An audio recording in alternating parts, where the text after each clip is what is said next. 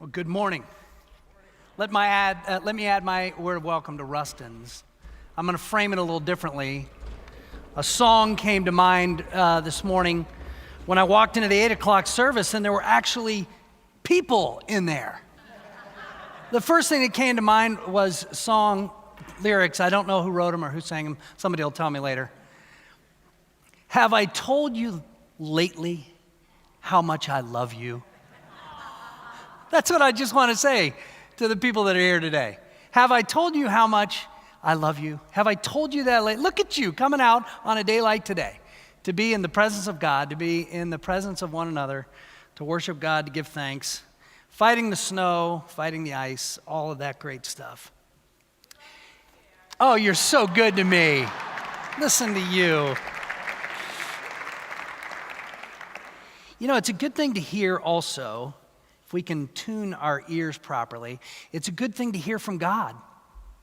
To hear the voice of God say to you, have I told you lately that I love you? Have I showed you? Have you remembered lately that I love you? It's an important part of the message for today as we look to some tough topics and some tough issues before us. To hear that voice of God always reminding us and saying, have I told you lately that I love you?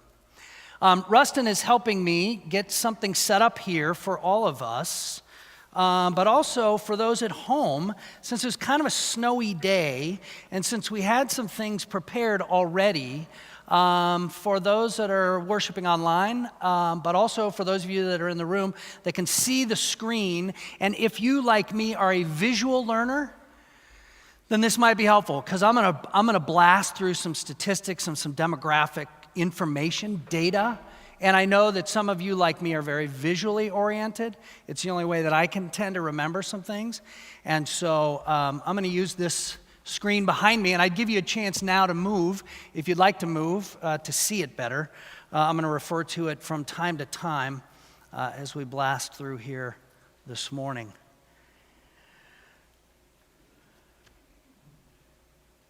So I'm willing to bet that some of you know who said what I'm about to read. But if you don't immediately recognize these words, see if you can just maybe take a wild guess in your own mind. Who said this? Speaking of youth and young people. Said, youth today love luxury. They have bad manners, contempt for authority, no respect for older people, and they talk nonsense when they should be working. Young people do not stand up any longer when adults enter the room. They contradict their parents, they talk too much in company, guzzle their food, lay their legs on the table, and tyrannize their elders. Somebody knows? Aristotle? No, but close, sort of. Socrates, almost 2,500 years ago. What I want to say is maybe some things never change. And before you think I'm talking about young people when I say that some things never change,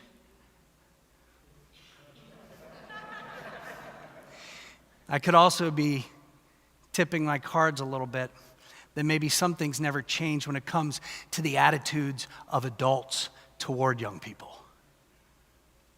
Some things never change. But also, we know that lots of things do change. So we're going to spend this month of February, the next 3 weeks total, to do our best to understand these two youngest generations that are alive today, so that we don't run the risk of becoming like Socrates, just immediately critical of these people, but instead to get to know them, to understand them better, so that we can respond to them. Right now at Wayzata Community Church, in our database, we have 620 young people, and that's just high school and middle school only. You'll see that designation would be Generation Z, 620 of them in our database. Raise your hand if you're in high school or middle school and you're in the room right now. 1, raise it high. 2, 3, 4, 5. I predicted that I'd be able to count on one hand the number of Generation Z students in the room during the service. And I'm sorry to say that I was right. If that reality alone doesn't get our attention about what's happening with young people, I don't know what will. That in the life of the church, potential 620, and we got 5 in the room. And it doesn't just have to do with the fact that it's a snowy day. And it doesn't just have to do with the fact that it's 9 a.m. on a Sunday morning. There's other factors at work here. That's part of what we want to unearth. I learned at the 8 o'clock that I have to go about 4 times faster than I expected to in this sermon to get through all the stuff that I hope to touch on today. And if we don't get to it all, well, no problem. We'll pick it up again next week. But I want to make a couple of quick disclaimers. First of all, when we speak generationally and paint with a broad brush, it's always dangerous.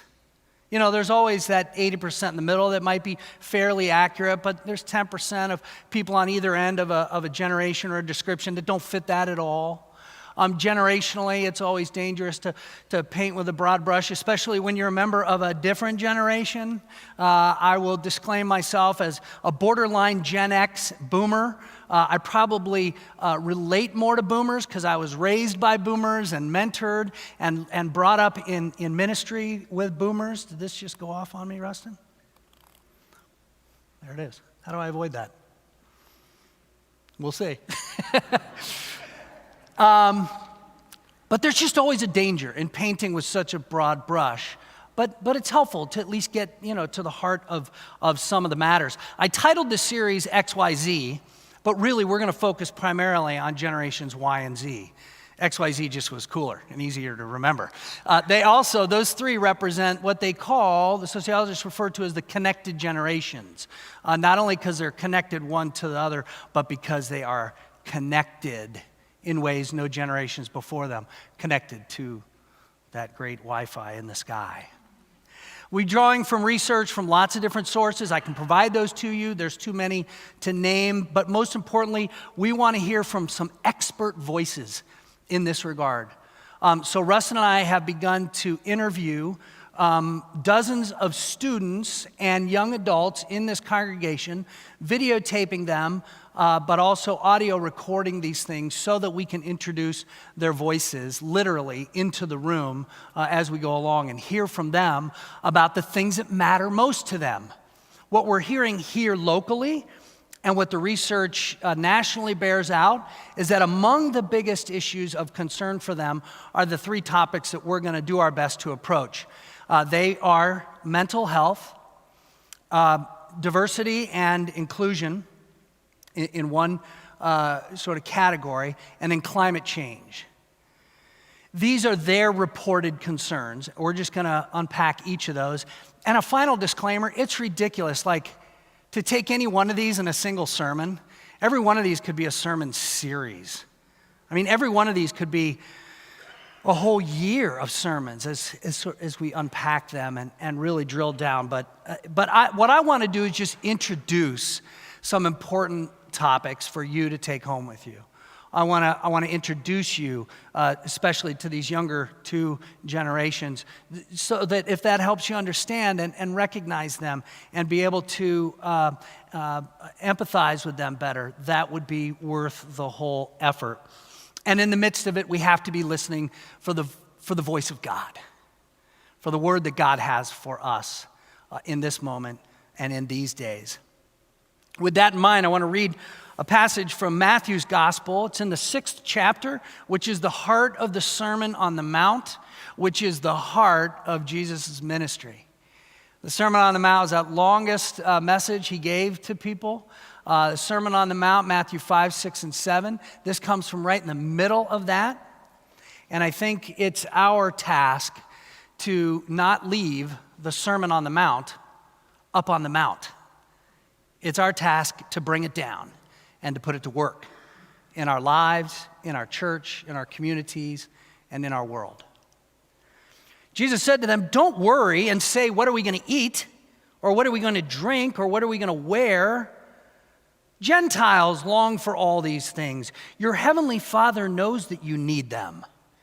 Instead, desire first and foremost God's kingdom and God's righteousness. And all these things will be given to you as well. Therefore, stop worrying about tomorrow, because tomorrow will worry about itself. Each day has enough trouble of its own. Hear what the Spirit is saying to the church. Thanks be to God. Can I get that water? It's dry in here. Let me begin by doing a quick overview of these generational cohorts. This is printed on the back side of your Inspire Weekly. In the bottom right corner, a tiny little square. I wanted to leave more space for you to write in, but didn't pull that off this week. So you'll find that this breakdown, because this is sort of what we're building for. Remember that these designations, people call different generations by different names. I'm going with these because we had to just pick one, right? So they're outlined right there: greatest, silent, boomers, XYZ. Those are the 6 generations that are existing right now in America. And that's a really unique reality for us, to have 6 generations coexisting. You know, it just makes sense mathematically, right? In 1850, the average life expectancy was less than 40 years. And so as technology, science, health, all those kinds of things has extended our lives, we get to live with more people. And that's really cool, but it does create a challenge in that we are existing across multiple generations, 6 at one time. So again, the spans get different names, the labels change, and even the years adjust a little bit, but these are the ones that we're going to work with. Here we go. All right. So top to bottom, youngest to oldest, Gen Z in 2018 or 2019 would have been 22 years of age or younger. Okay, so that is literally the youngest generation. This is a group of people who were raised in a time when they would go and hide under their desk because of an active shooter. Either a drill or the real deal. It's one of the early experiences of this generation. The next oldest one is Gen Y, so ages 23 to 38 or so. This group was awakened by the events of September 11th, 2001. That's one of their earliest recollections of those planes flying into buildings. Generation X, those age 39 to 54 or so. As I said before, I would disclaim myself as this group. We were shaped mightily by the impact of divorce in our country and the rise of divorce and women entering the workforce. So we were called for a long time the latchkey generation, because we were the kids going home after school where there were no parents home. And so it was the latchkey programs that exploded in that time. Gen X also was coming into age the same time the computers started showing up in our homes. Those great big square things that sat on a table. They were so weird, right? But that was important, along with like home video games, Atari, cool things like Sony Walkmans that you could like actually carry around with you. Those things were happening for and in the world of Gen Xers. I think Gen X was inaccurately titled slackers also. I think Gen X was responding to a lack of work-life balance that they saw in their parents by saying, I'm not going to live that way. I'm going to have a better work-life balance. Whether that was experienced as being a bunch of slackers, that's on you. The baby boomers. When 2 million soldiers came home from World War II, they started making babies. And it was a boom, right? And that's a pretty consistent label, the baby boomers or boomers. They experienced significant culture shifts. If the later generations are experiencing technological shifts that make our heads spin, this generation experienced culture shifts from rock and roll to the drug culture, to civil rights, to birth control, which, by the way, reshaped our workforce in America also in really profound ways. And this generation, when they went and hid under a desk, it was for fear of a nuclear attack, right? So kids diving under desks, but for different reasons. A good vivid image of a difference. So that's the baby boomers, that's ages 55 or so to 73 or so. And then the silent generation, or also known as elders. This group was defined significantly by the Great Depression and World War II. They would have been the ones that came home and parented the baby boomers. But between the Depression and World War II, that group was profoundly shaped in that way. And prior to them is Tom Brokaw's greatest generation. Anybody kind of 92 years of age or older. Now, what I want to focus on through this series and for a few minutes right now is Generation Y and Z primarily. Y, again, remember, that's the millennials. When you hear about millennials, that's generally Generation Y. Generation Z are the kids like in high school and middle school and younger, 22 and under. They represent, by the way, the two largest generations alive right now. So if you're looking for reasons to pay attention to them, other than the fact that they're not in the room right now, that's another good reason, because there's a whole bunch of them out there. More than anybody else. 3 quick things about them. They are diverse, career-driven, and they are digital natives. Let me unpack each of those real quick. And if I fall behind on my slides here behind me, it'll just prove that I'm a baby boomer and not a Gen X, Y, or Z. All right, let's see, where am I at? Okay, so diversity. Getting ahead of myself here. First, they are remarkably and racially diverse. Think in your own mind about your first grade classroom. Most likely, if you're at all like me, it's a bunch of white kids with a white teacher. Not very many non-whites around.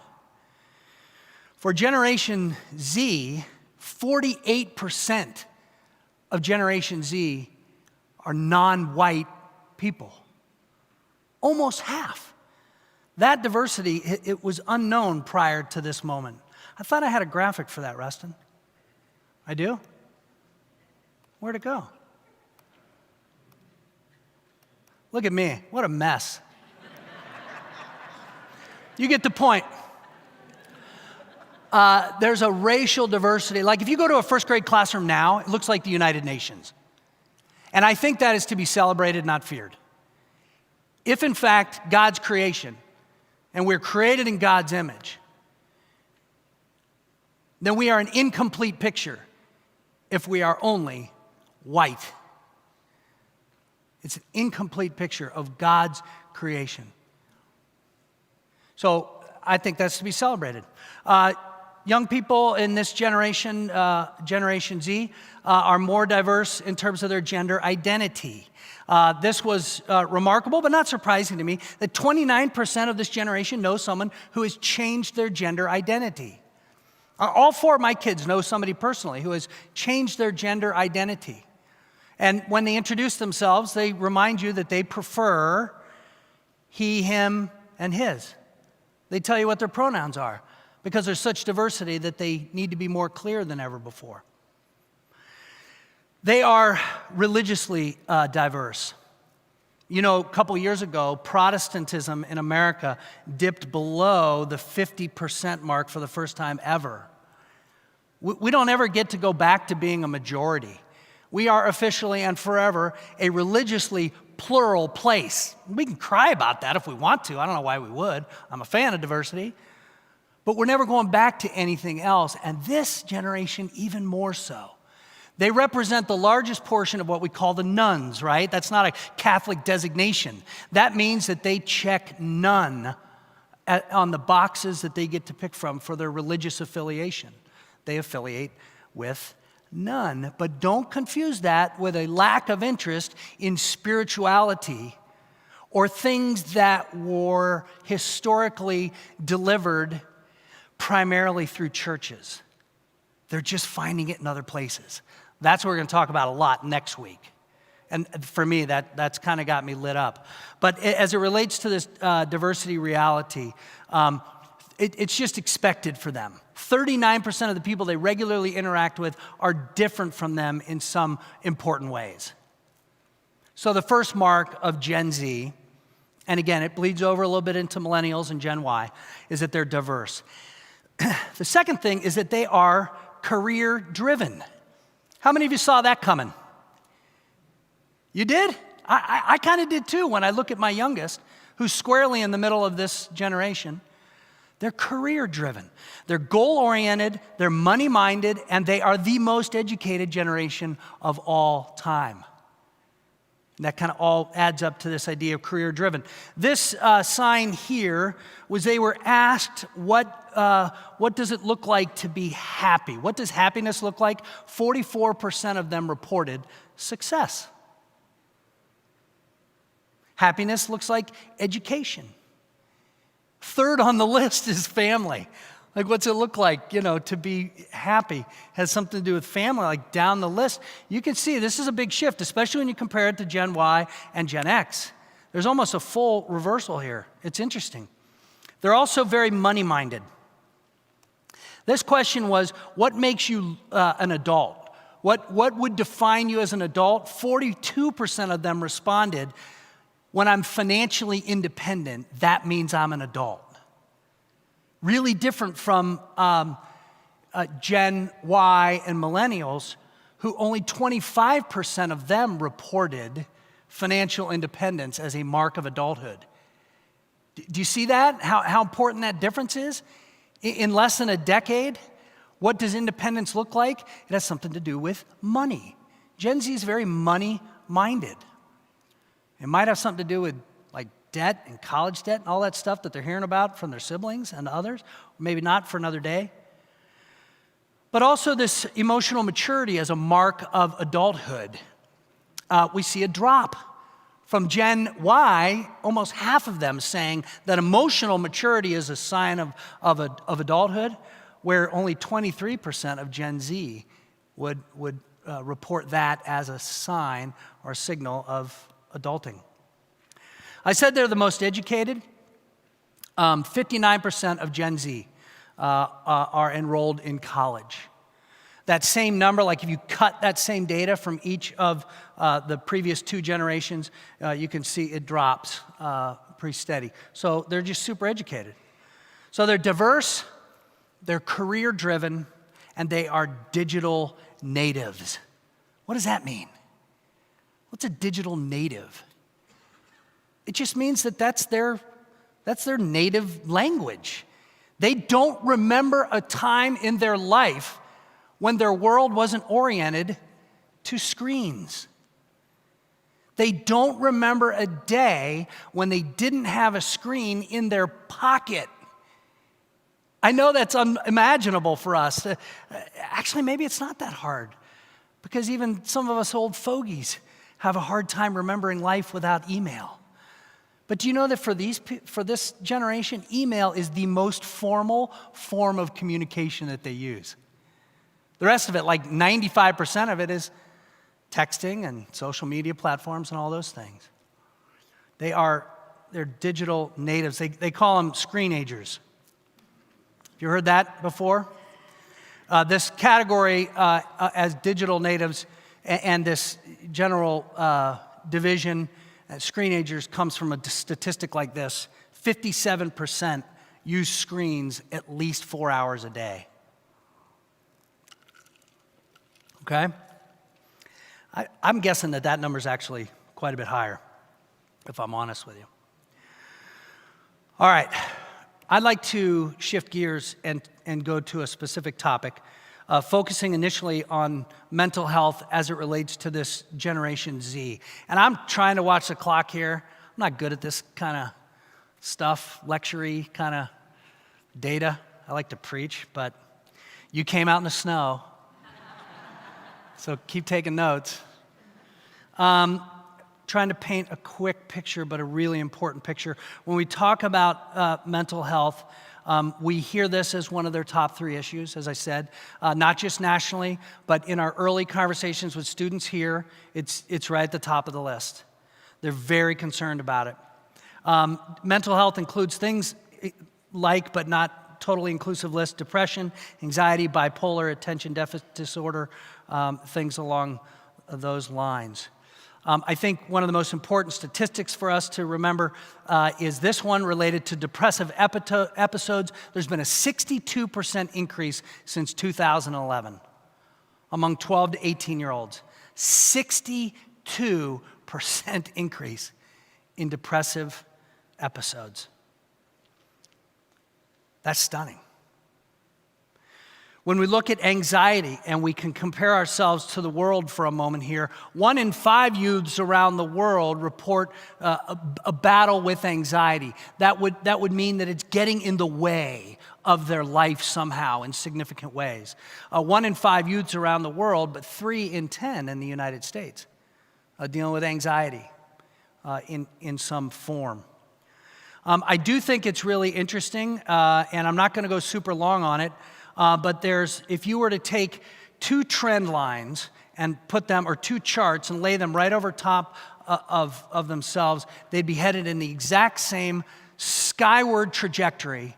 And that is, first and foremost, the use of social media platforms and mental health issues over the last decade or more. How many of you use Facebook? You have to be honest, you're in the house of God. So we all know about Facebook. 2006, it didn't exist. There were 0 users.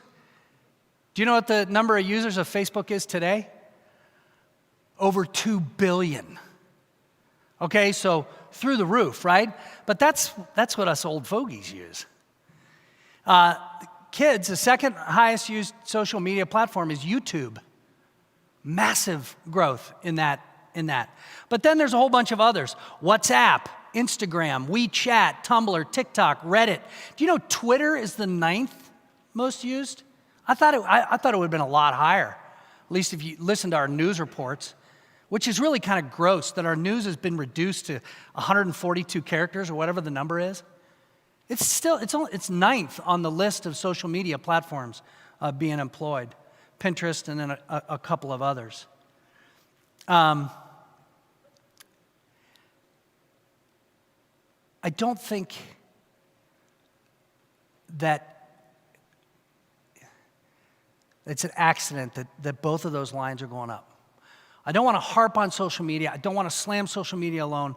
I just want to say that I think it's a big part of what's happening. And we'll talk about that again a little bit more later. But just for now, 39% of Gen Z report feeling worse after going to their preferred social media platforms. 40% feel worse after they went. And when you multiply that by the number of hours that they're doing this on a daily basis, they're in a constant state of despair, of feeling worse about themselves. Again, painting with a real broad brush, but I think we can all agree there's something going on there. One other, and maybe most important, issue related to mental health has to do with suicide. We've seen a 50% increase in 12 to 18-year-olds that actively consider suicide. 50% increase in just about a decade. And a whole bunch of us witnessed the ravages of mental health taking this ultimate and final expression when our own church member, Drake Shaver, made that completed suicide just a little over 3 years ago. And his family in this place continuing to wrestle with that reality. Suicide among students has some pretty remarkable statistics right now that should have our attention if nothing else does, about how we can be helpful to them. So let me switch gears again here. Let me speak briefly to maybe why there is this increase in mental health issues in Generation Z in particular. First of all, why? Why has it jumped? Part of it might simply be because of reporting. Some of it might just be the mere fact that this generation is more ready and willing to talk about it. But thank God for that, right? So I don't care why the numbers have increased or whatever. The pure and simple fact is that they have, and actually part of that might be part of the solution, and that is that these kids are more willing to talk about it. And the destigmatizing of mental health issues is a primary driver for these kids. They want to be done with the stigma related to it. A second reason why is the correlation to other things in culture. I mentioned that social media connection. People will prove that at some point in time, but think about this for a minute. Think about the fact that right now, in human history, we're going through only the second shift in communication. Let me say that again. Right now, in 2020, we are right in the middle of only the second shift in communication across human history.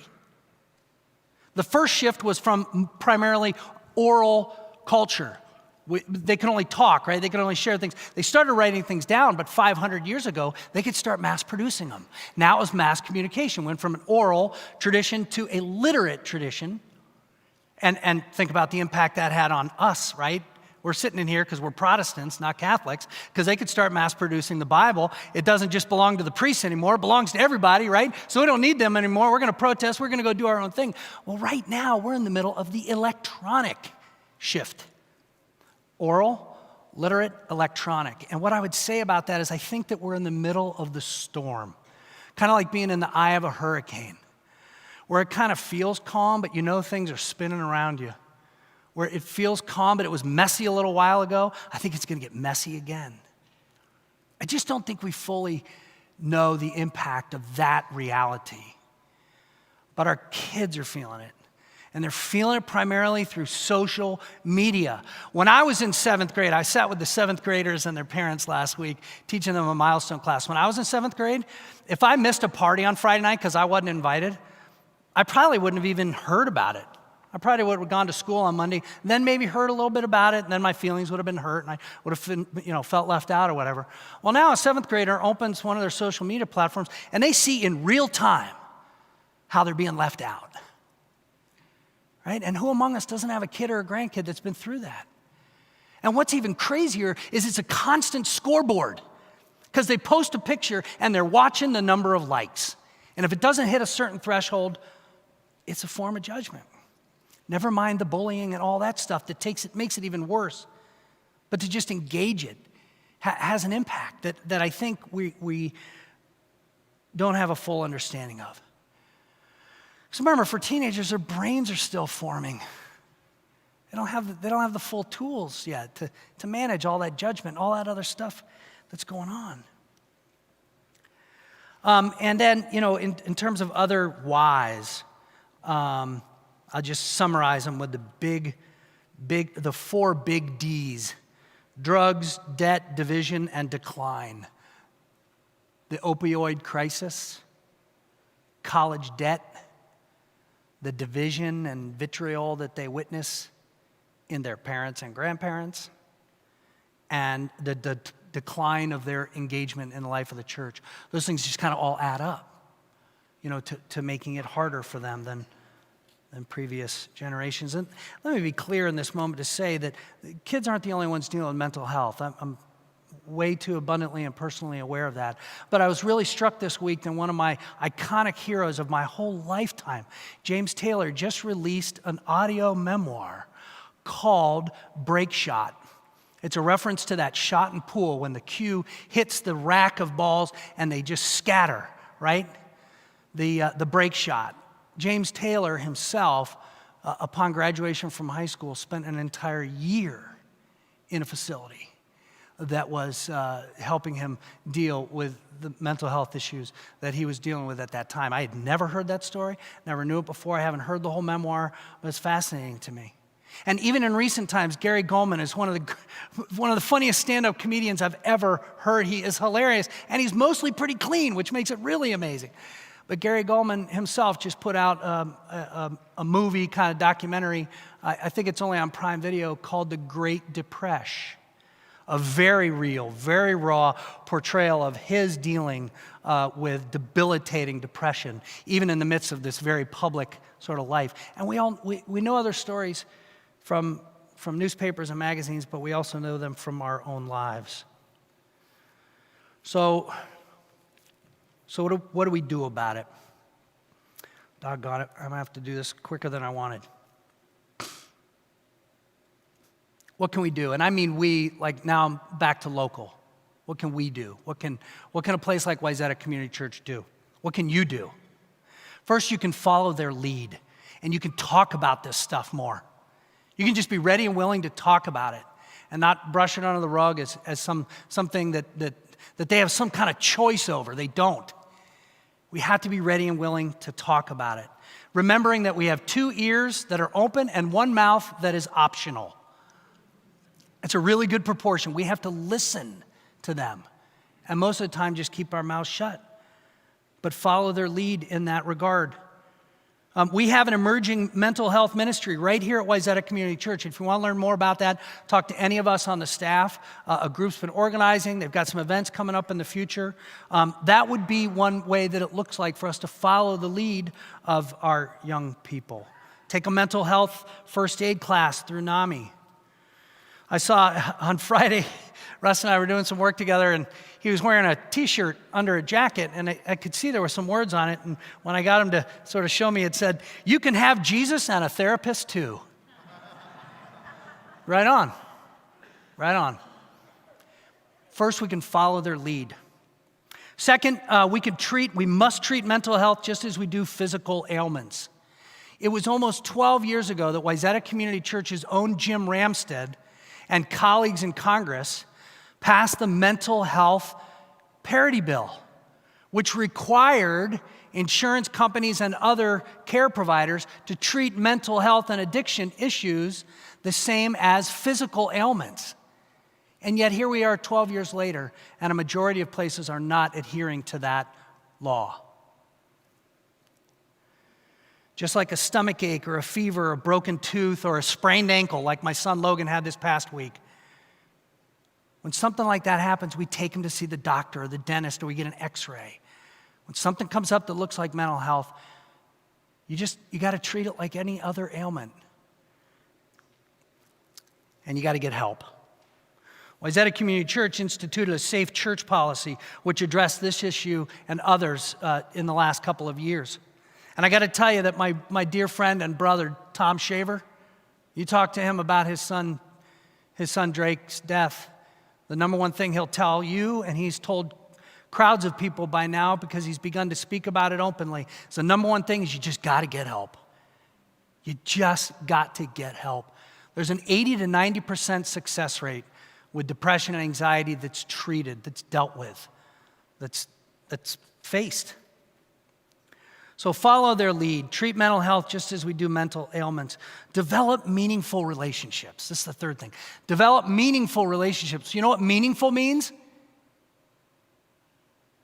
It means being in the same room with them. It means face to face. It means in person. It cannot be on the phone. I think it's so ironic that Facebook or whoever started friends. Really? I got like 1,400 friends. I'm not sure where I know half of them live. Those aren't friends. Friends are people that you're with sitting face to face. And students need 5 non-parent adults in their life to thrive and flourish. 5 non-parent adults. That's why we ask you to work with our middle school students for a whole year, not just a week or 2 or a month. That's why we ask you to work with our high school students for 4 years. Because it develops relationships that matter and change lives. Both of my older children, Brady and Madeline, have both suffered with mental health episodes.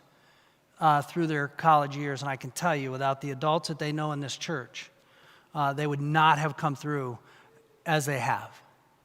Period. Hard stop. Walking in just now into church, one of you said, "Hey, I'm going to be talking to Maddie tonight. We're working through a few things together." And I was like, "You're one of 5.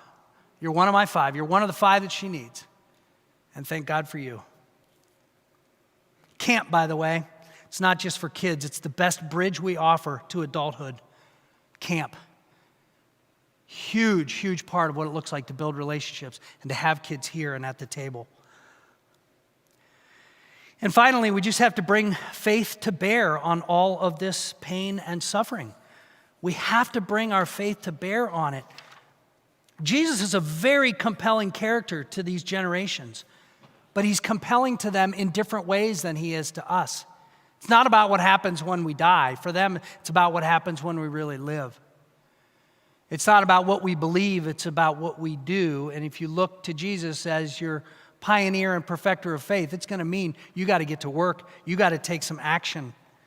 Micah 6:8 is not just the nice end of a worship service for them. It's the beginning of a day spent doing justice and loving kindness and walking humbly with God. Jesus dealt with ailing people all the time, physically, emotionally, mentally ailing people. He's a very compelling character to them. We have to keep the imagination of a life spent following Jesus placed before them in compelling and important ways.